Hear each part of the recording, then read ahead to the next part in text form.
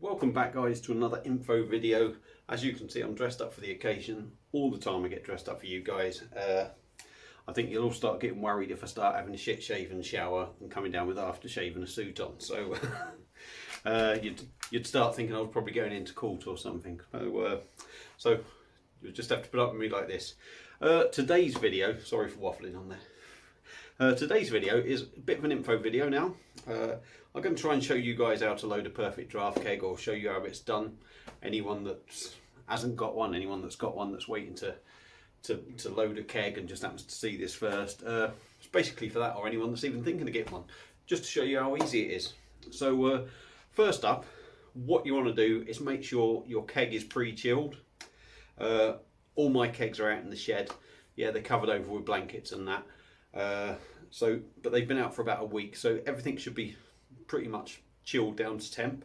Got to be careful they don't freeze. I've been checking on them, so they're basically pre-chilled anyway. Like I said, they're in the shed. So keg I'm going to load is from Magic Rock Brewing, and it's their Highwire Grapefruit Pale Ale, coming in at 5.5%.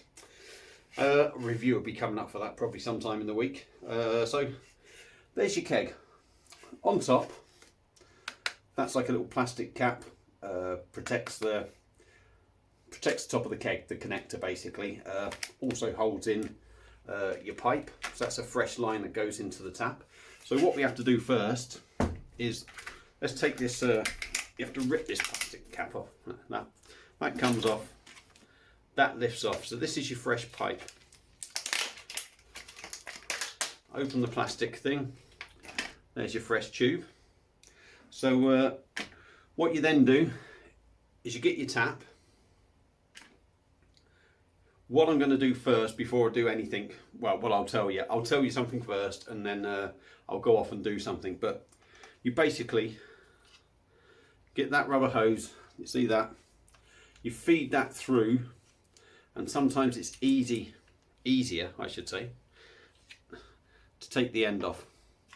So when you feed that into there, that goes there, that comes out there, and then what you do is you'll clip that into, or what I tend to do is, let me just show you, see, you feed that through. Sometimes it's advised to maybe run it under a hot tap, because it can get kinked apparently in there. I think I've had that problem before myself. So if you run it, it makes it a little bit more flexible, maybe won't kink so much. So that's how that goes in.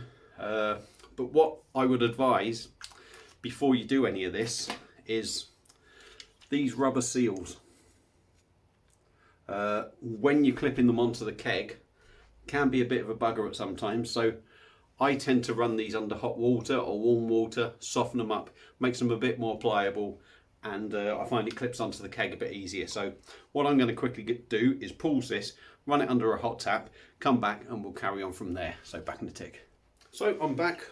I've run this under the hot water tap, hopefully to make it a little bit softer. Also run that under the hot water tap. So it's not desperately necessary, but it's just something I like to do. Just makes life easier if you can get things done a bit easier. So there he is, he's slotted in there.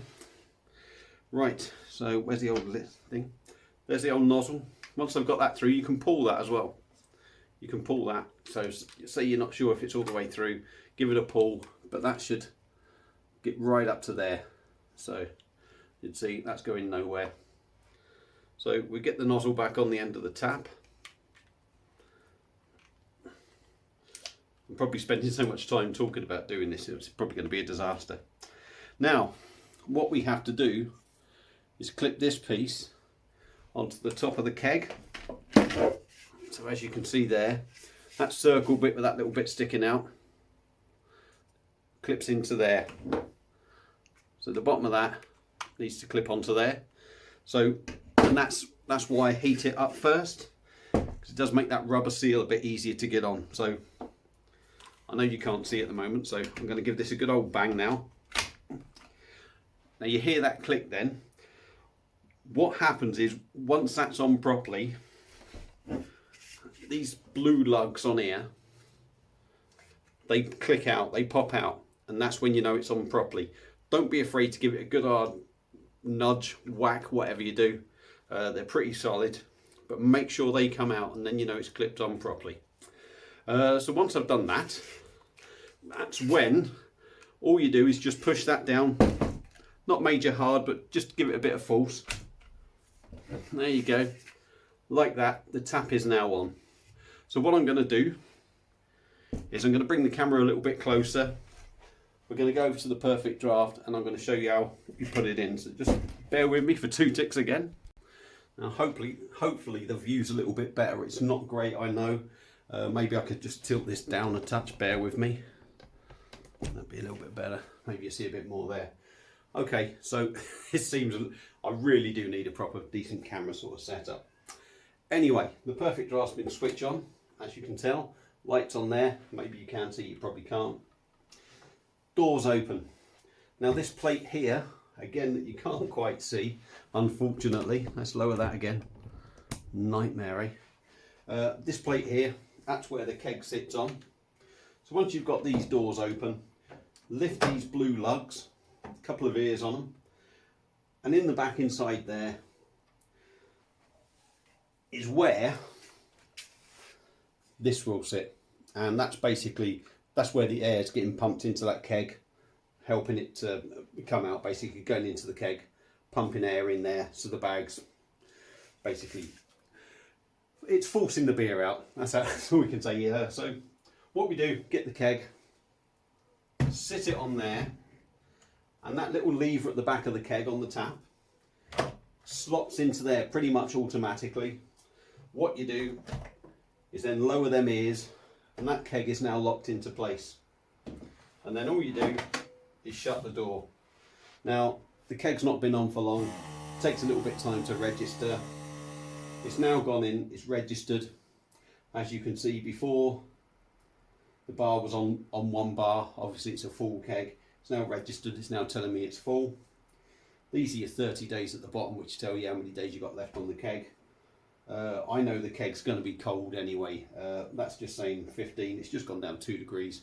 I wouldn't be surprised in about half an hour if that's down to about 5 anyway. So that's it. That's how you do it. Let it get down to temperature, which you can have at 4 degrees. A lot of people say 3 degrees is the temperature. That's what it will work its way down to, but you'll find the red numbers are when you shouldn't be drinking it, so it says.